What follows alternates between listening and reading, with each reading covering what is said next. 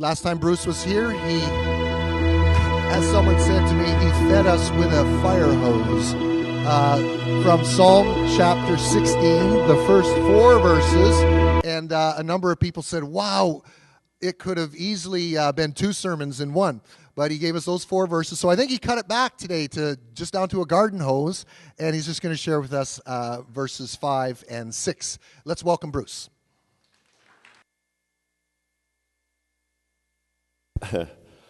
Fed with a garden hose. That's quite an image. Or a fire hose even.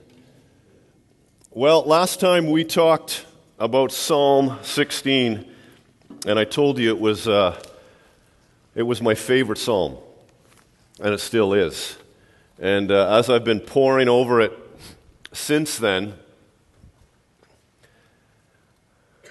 I think I feel like I know less today than I did a month ago or 5 years ago or the first time I memorized the psalm.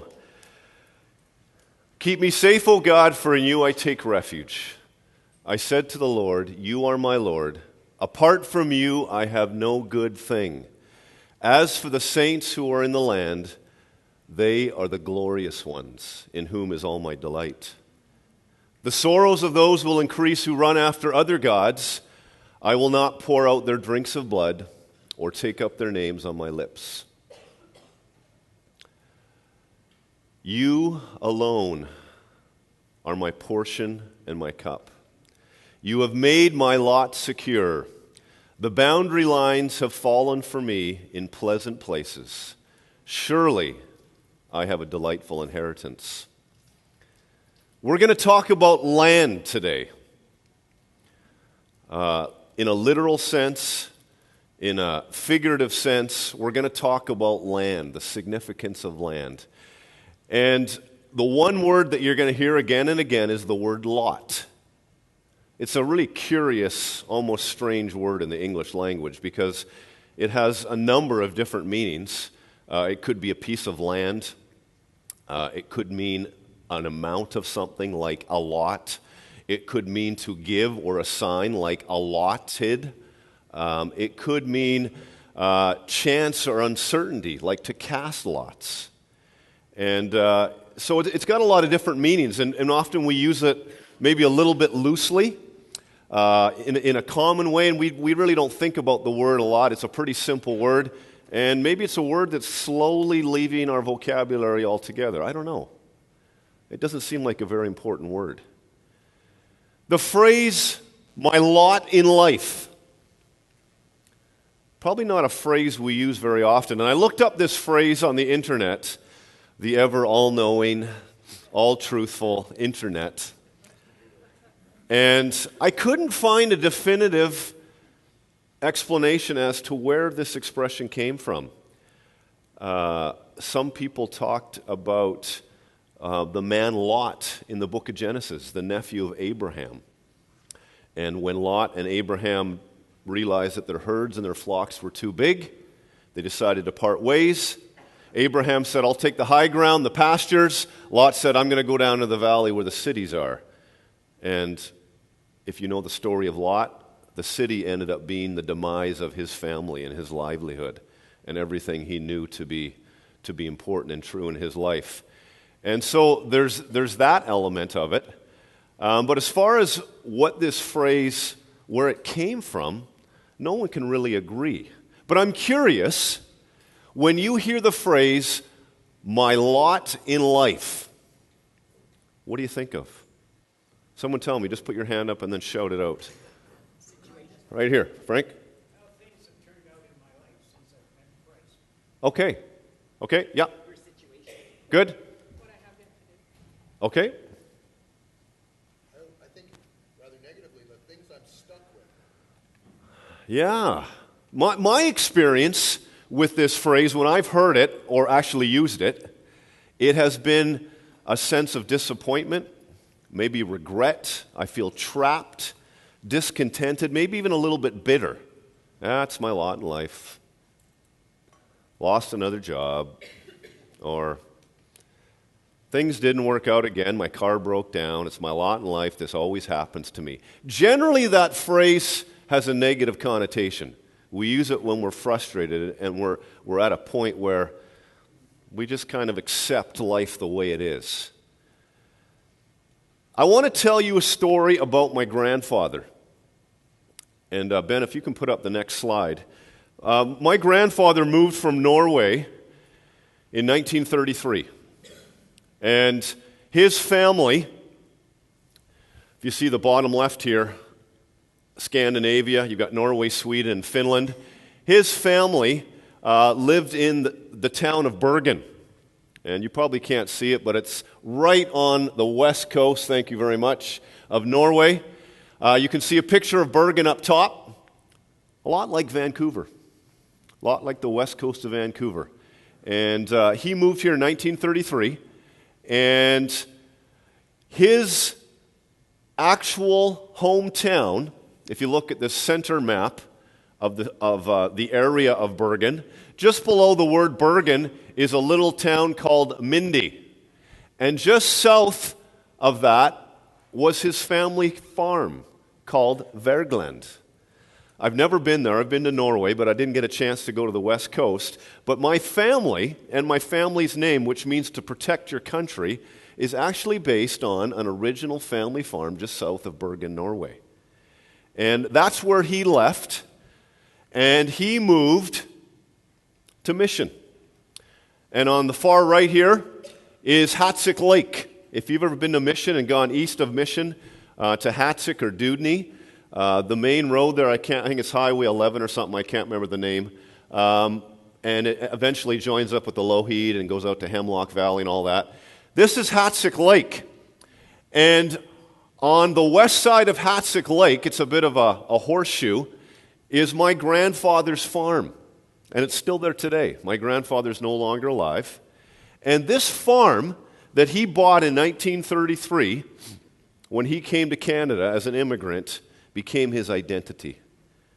And I remember going out to that farm as a kid, doing all kinds of crazy things, getting my grandfather's and my father's .22 rifle and going out and shooting gophers and sparrows and all kinds of stuff, and helping out and hay seizing up in the hay loft and going out in the garden and picking corn. And all those experiences, when my dad would follow me around on this big chunk of land, he would tell me his stories. And he would tell me about getting up at 5 in the morning, going out to the barn, milking cows before school, going off to school, coming home at 4, milking cows till dinner, after dinner, doing his homework and going to bed. And of course, you know, parents, they paint the picture. We had to walk up to school uphill both ways in the snow. It was a terrible life. You should be thankful. So, there was that little bit of tone when my dad would tell me these stories. But regardless of who told me the stories and when I visited this farm, there was a sense of, this is who we are. This is where we are. This is our family. This is our land. This is our farm. There were walnut trees. There were pigs.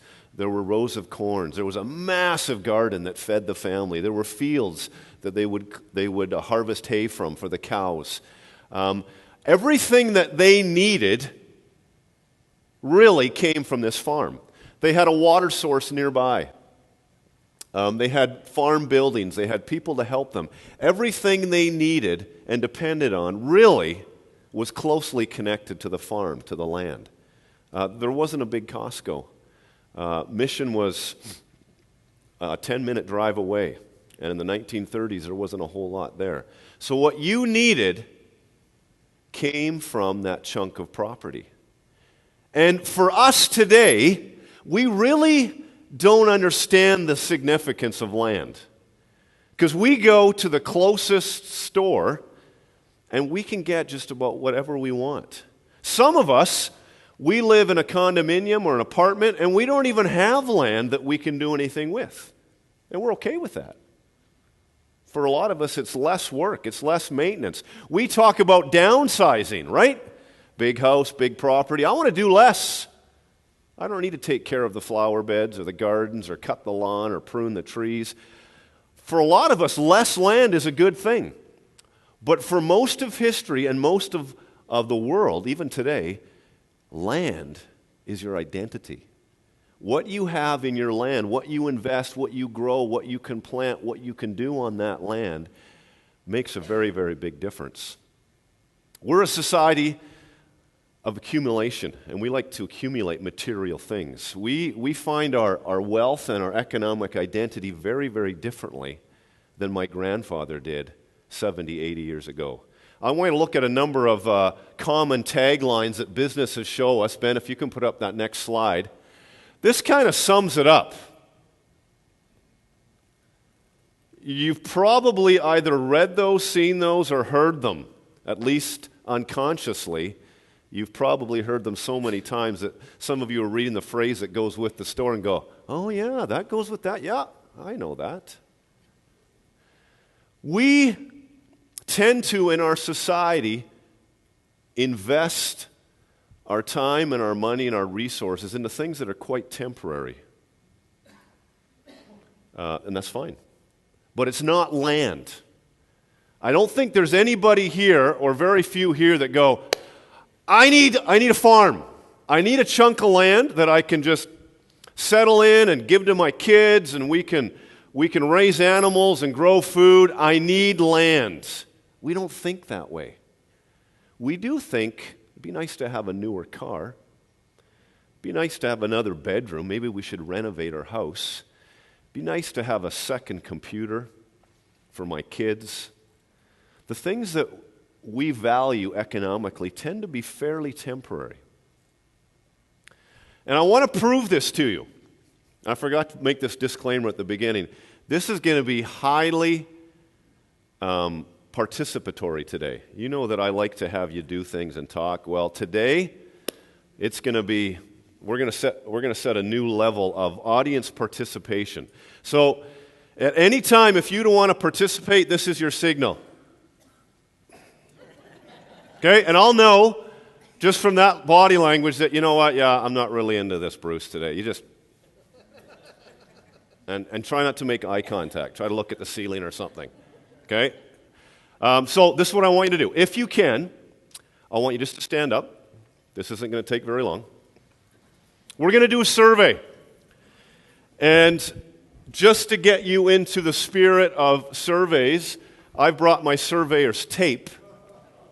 Okay, and I have a couple questions for you, and when this applies to you, you're going to sit down. Ben, I'm going to come right around you. You can't move for the rest of the service. So here's my first question. If this applies to you, I want you to sit down. If you own at your home and have in your possession, I don't care how old they or ugly they are, 3 or more cars, sit down. 3 or more cars, sit down. And this is by no means a way to judge people on what they own. Here's my second question. If you at your house right now have more than 2 computers, laptops, desktops, tablets, something that you would call a computer, sit down. Oh, we lost a lot there. If you have, personally, more than 10 pairs of shoes, sit down. Okay? If you have with your name on it more than 3 credit cards, sit down.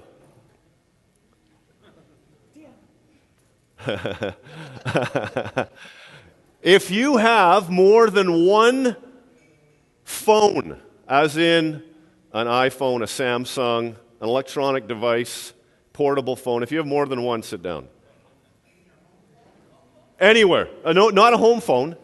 Anywhere. All right, I can see if I can knock down a couple more people here. Here's a good one. If you have more than 1 fridge in your house. Okay. And here's, this is the last one. How many we got left? 2, 3, 4, 5, 6, 7, 8. If you can fit all of your clothes into 1 closet, Sorry, let me rephrase that. If you can't fit all of your clothes into one closet, you have a wardrobe, you have two closets, or a walk-in closet. Is that hit anybody here? All right. Okay. Have a seat. Thank you. You win.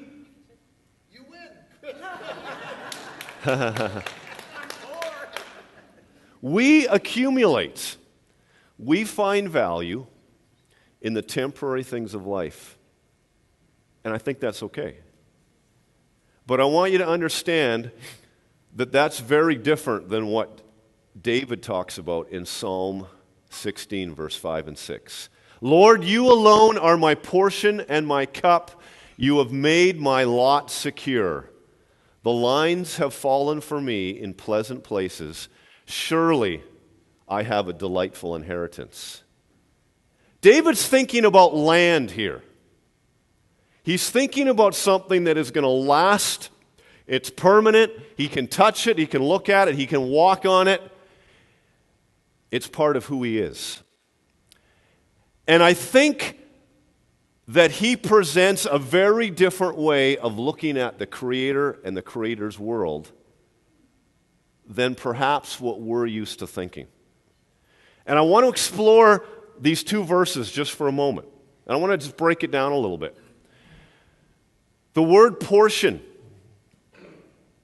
comes from the Hebrew word maneth. And some of the times it means something tangible that you can have or you can give. A portion of food, a portion of land, a portion of a drink. But most often, when this word is used in the Old Testament, it means offering. Something you give away. So if we were to substitute the word offering into that verse, sounds a little bit different. Lord, you alone are my offering. When we think of the word offering, we think of giving back or giving away. And so how does this work when we say, Lord, you are my offering? And I wonder if David isn't hinting at the idea of, because you have created me. Genesis 2:7 says, we are created from the dust of the ground, and God breathes life into us. Because I have been created, I'm giving back to the world, to those, your goodness.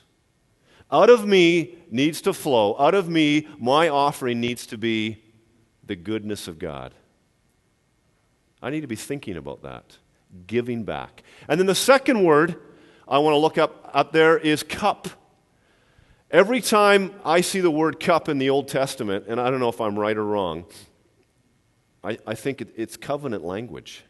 And if you remember, almost a year ago, last March or April, we talked about the blood covenant.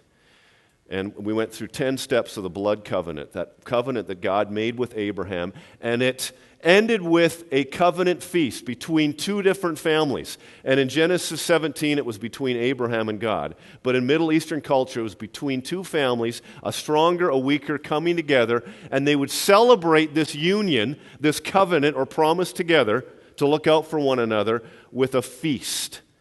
And the two patriarchs, the oldest men from each family, would sit down to begin the feast, and they would offer one another a cup of wine. And they would say, take this, drink it, it's my blood. And it would symbolize a close union of protection, encouragement, strength between the two families. But it was a covenant, it was a promise. Lord, you alone are my offering and my covenant. You make my lot secure. Now there's that word lot. And in the Hebrew, the word lot, goral, literally means a pebble, a small pebble. And often when we talk about lots or read about lots in the Bible, it's about casting lots. It's like throwing dice. It's like going to Vegas. Gambling, trying to determine an outcome. And there's all kinds of events in the Bible where they cast lots. Not in the sense to win something, but in a sense to find out what God's will was, the providence of God. So the division of Canaan into chunks of land for the 12 tribes of Israel. Saul becoming king was done by lots. When Judas hung himself and the 11 apostles in the first in the first chapter of Acts had to decide on a new apostle, they picked Matthias, they cast lots. And how that was done, whether it was sticks, stones, some kind of dice, we're not certain, but it was this idea of selection and trying to ascertain God's will. Lot really looks like uncertainty in this verse. The uncertain surprises that come to my life, God is in those. And then the word secure. This word in Hebrew really gets more clear when we start to unpack it. It means to grab, to hold, to seize, to maintain, to take hold of. So if we were to rewrite this verse, you take hold of the uncertainty in my life. You seize it, you maintain it, you hold it, you look after it. I want you to think about the way we operate in our society. One word, insurance. Think about the insurance in your life. Car insurance, medical insurance, unemployment insurance, death insurance. Our lives are insured up to here. I don't know if you've ever thought about it. Insurance, as we know it, has only been around for a couple hundred years. And it started when merchant ships would sail across the Atlantic Ocean from Europe. The first time insurance showed up where a bank would insure cargo was in the 18th century. So the idea that a bank or a group of people would pool their money so that as an individual you would be protected against loss is relatively new in human history. But think about where it is today. You can't do anything without being insured. You can't drive your car legally. You cannot own a house without insurance. In your job, there's a real good chance that you have some kind of insurance, either through the company you work with or through the government of Canada. When you go skiing at Mount Seymour, they're going to ask you, do you want to sign an extra insurance waiver in case you lose your skis? When I go sailing with my grade 8 class in the spring, every one of my students, including me, has to sign an insurance waiver. Basically says, if the crew do anything silly, ridiculous, throw you overboard, you can't touch them. It's not their fault. You give up any blame that vessel or that crew might have. That's very common. And insurance companies have created a society of fear. Everybody, I shouldn't say everybody, many people know that the waivers we sign, the insurance papers we sign, really, if there was an incident, if we had to go to court, if we had to question a company or an individual, a lot of times those insurance documents, they just get chucked out the window.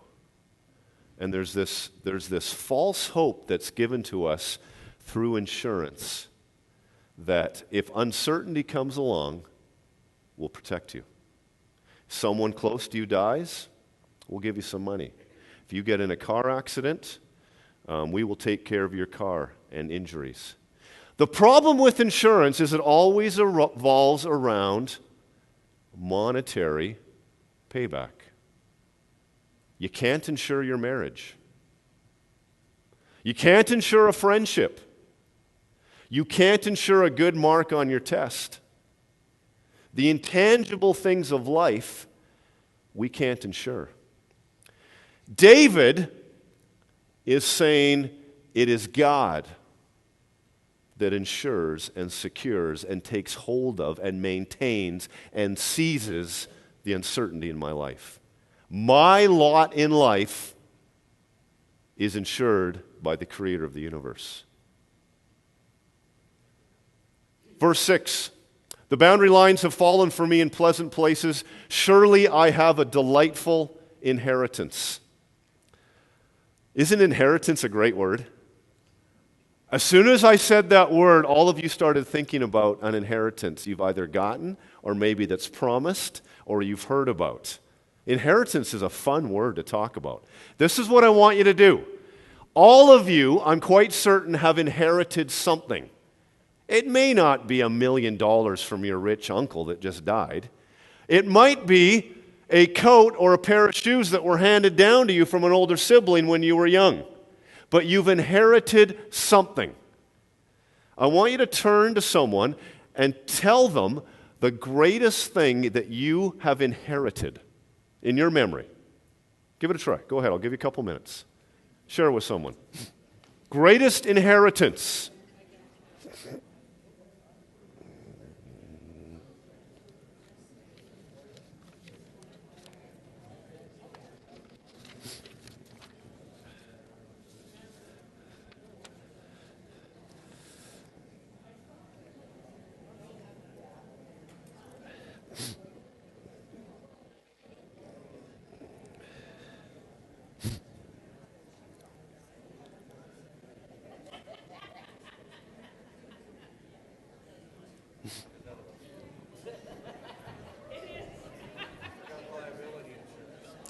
Yeah. Really?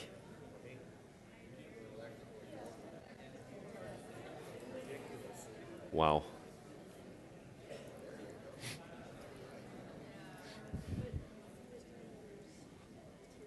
So here's my question.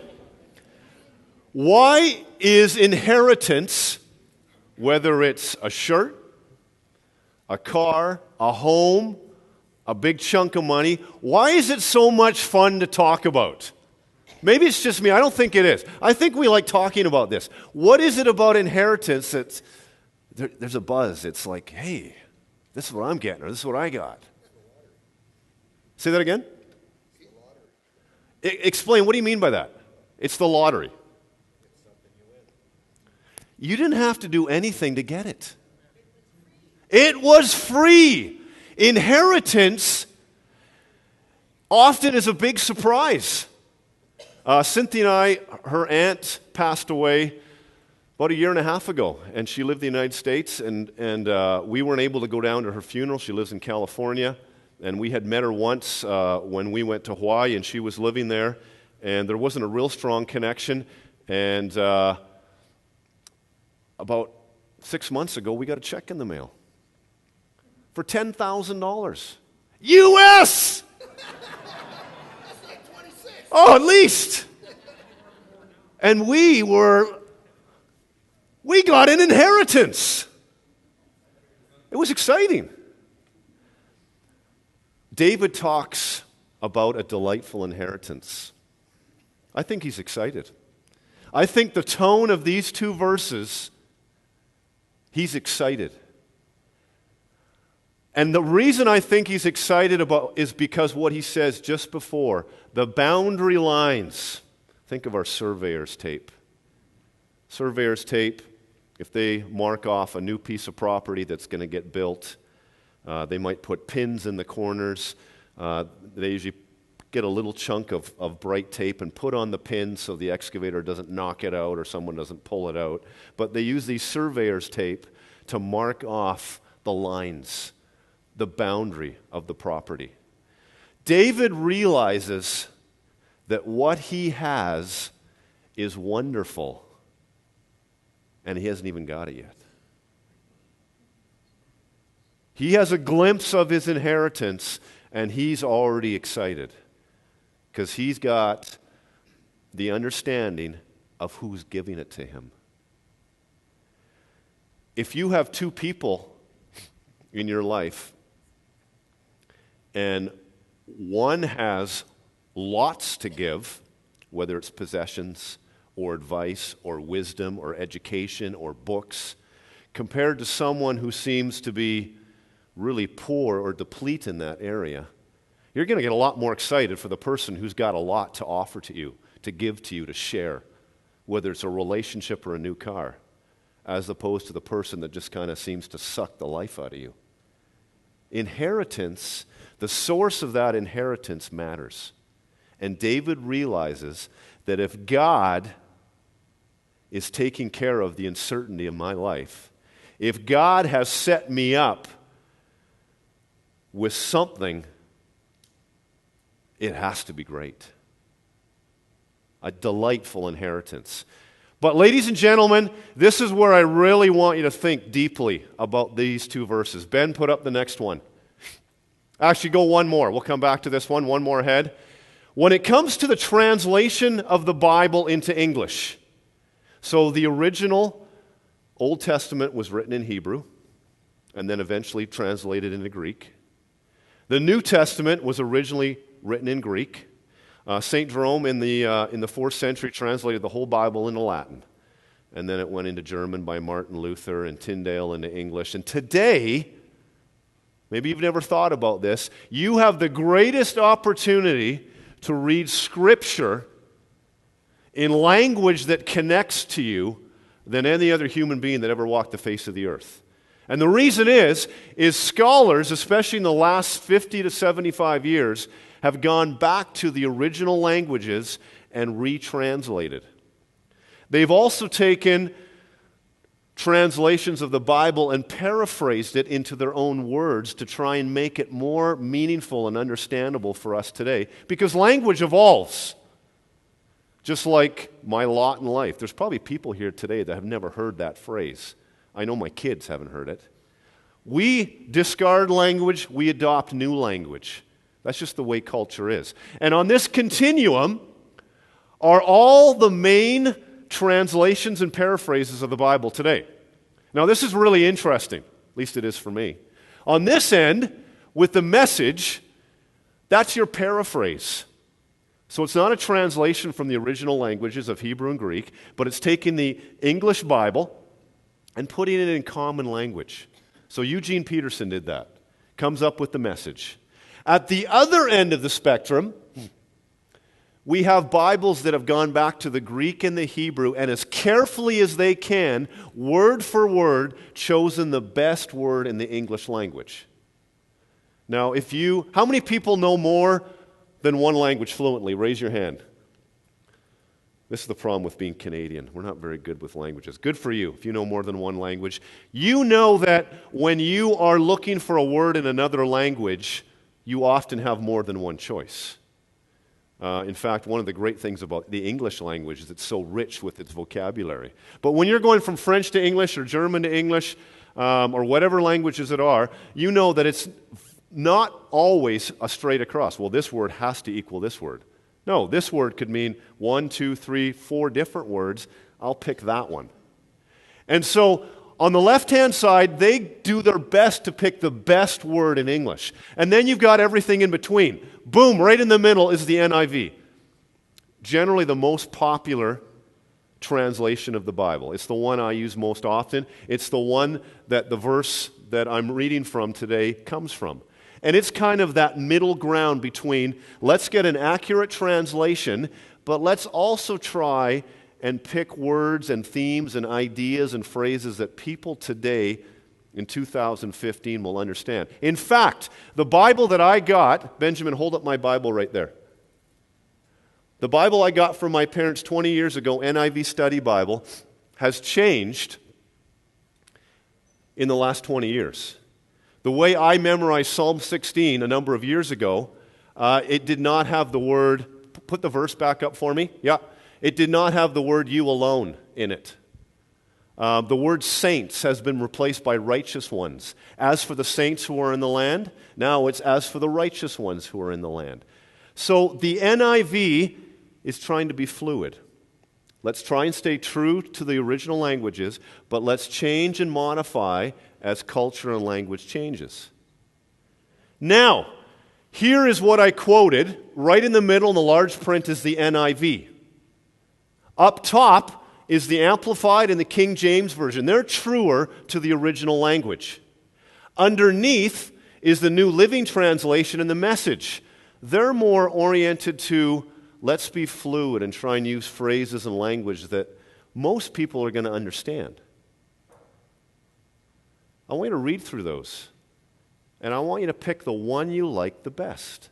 Because they're all, verse 5 and 6, written a little bit different.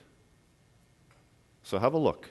I'll give you a moment to choose one that really grabs you.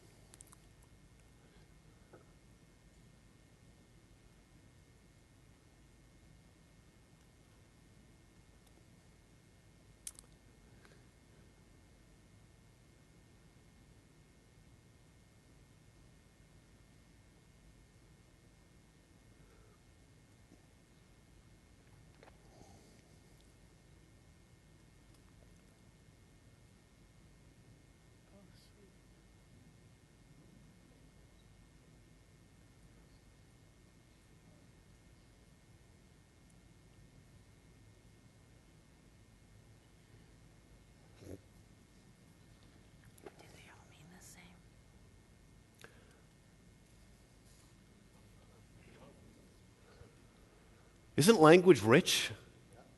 It's amazing. Some of you are looking at the fourth one and going, that I get. Others of you are going, no. The first one, the Amplified. I need those words. There's a word in there that I really understand and makes sense to me. Here is the high level of audience participation. Again, if you don't want to participate, you just do that, okay?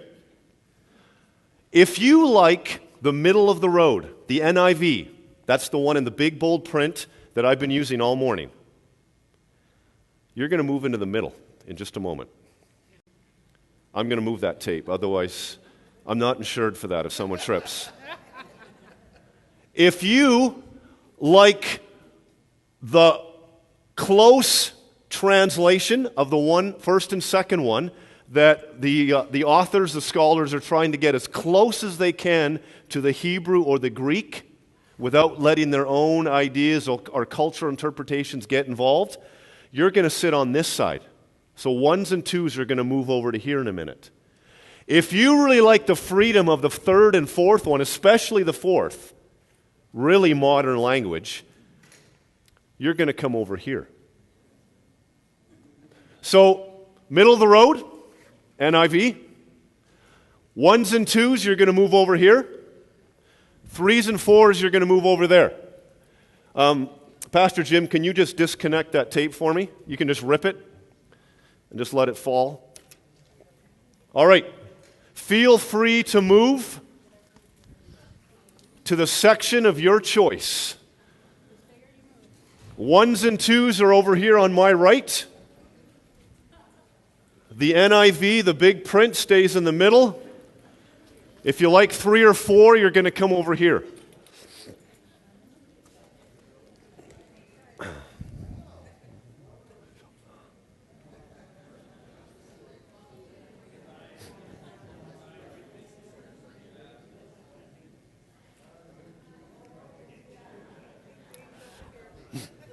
Oh, we're running out of room in the middle.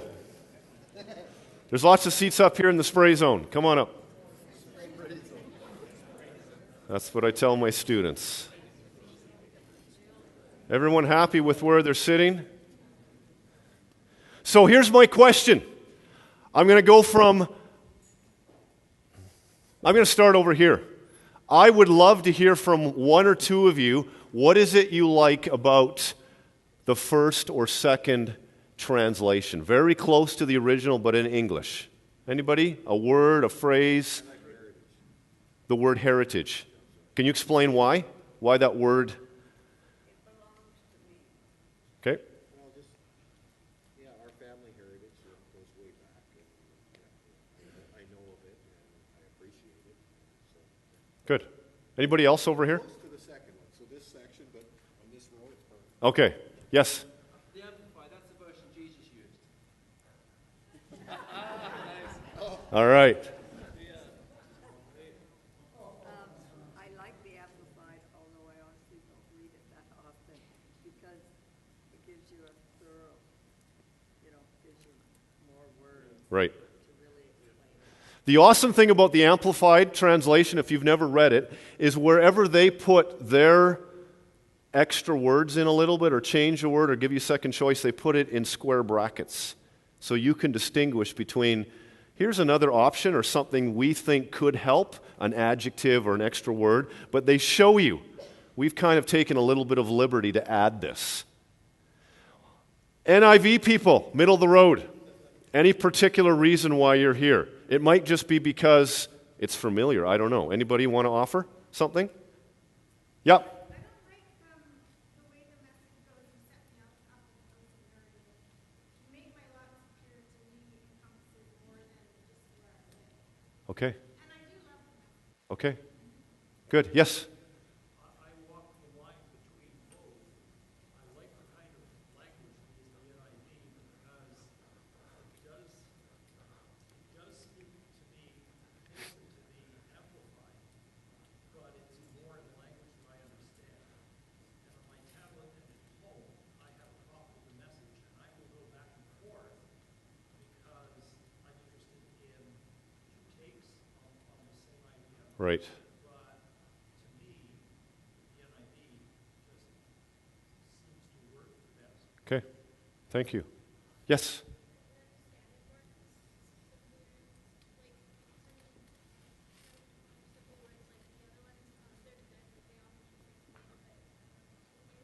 Okay. So the simplicity of the words. Excellent reason. Excellent reason. All right, we're moving over here. The liberals, the fanatics. I'm kidding. What is it about the New Living Translation or probably the Message that you just love? Someone. Yeah. Personal. Okay, more personal? It's easy to understand and it's clear. Okay. Okay. Yeah. Yeah, it's very conversational, right? Okay. I hope everybody understands, but it's not so much about he set me up with that message, because that's when I go to heaven. But that he has chosen me, and so my inheritance is the gifts he's giving me on this earth while I'm here. Good. Thank you. Yes, sir. Just the word jumped out at me, you alone, you guard, you have. Just the fact that this sentence just points out it's him, it's you, it makes it clear. Okay. For me to understand. Okay. I like that you. Excellent. Excellent. Phrases, Oh, sorry. you guard all that is mine, and what a wonderful inheritance. To me, says I've already got it All right. All right. because of Christ. Okay. This fascinates me that we can read two verses and we can connect all the similarities and recognize they're all talking about the same thing. They're all going to what David says in Psalm 16.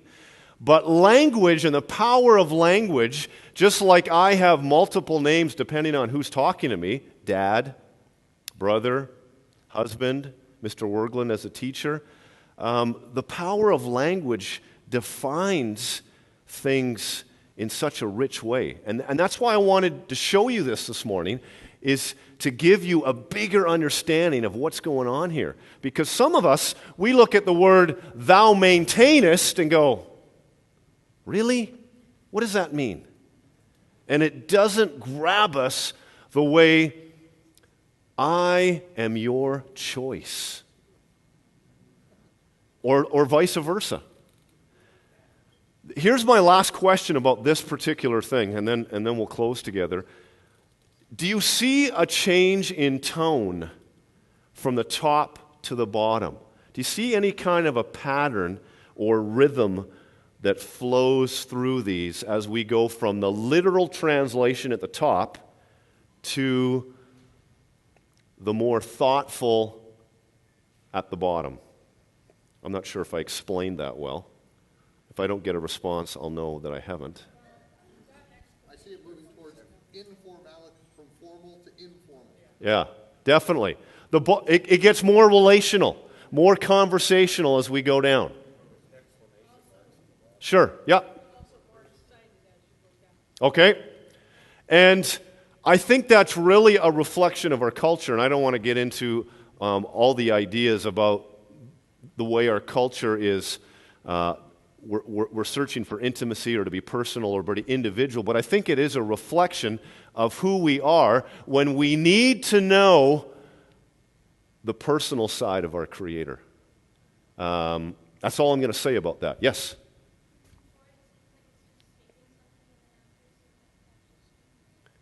Okay, I like that. Statement versus speaking to you. Well said.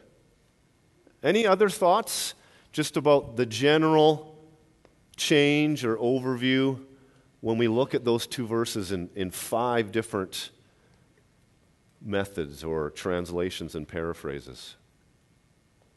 Ken? In this world today, and maybe in the recent past, romance is a big thing. And I personally was raised with the King James Version, and there's a romantic genre to the King James Version. Yes, it's Old English, and the these and thou disturb some people, but I think once you get to understand that, there is a great romance to it. Okay. Yes. Yeah. Excellent. Thank you for sharing that. Yes.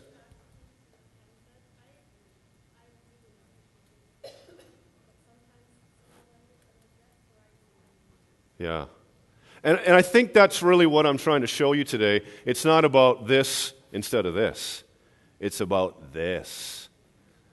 Let's explore Scripture. Let's explore 2 verses and really understand what the author is trying to say to us.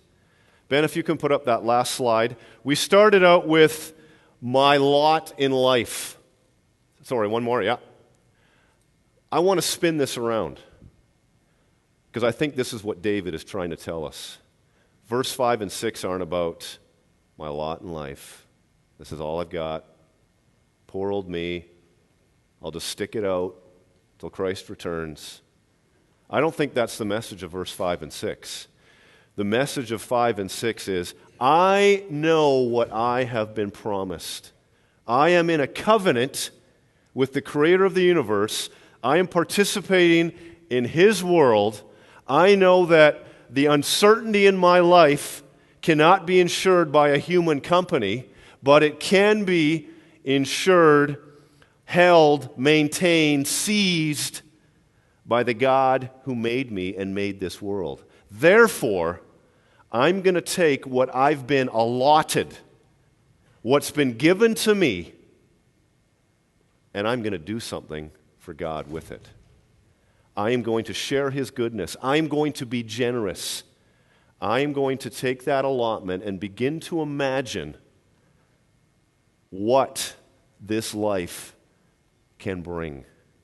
What God can surprise me with, what I can surprise others with, because I know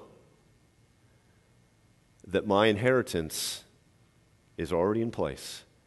And I know, based on everything I see, the goodness and blessing in my life, whatever that might be, a little or a lot, if I look at that and believe that that is from God, that is a down payment. If we're going to use money language, that is a promise, that is a covenant, that is an expectation of what is yet to come.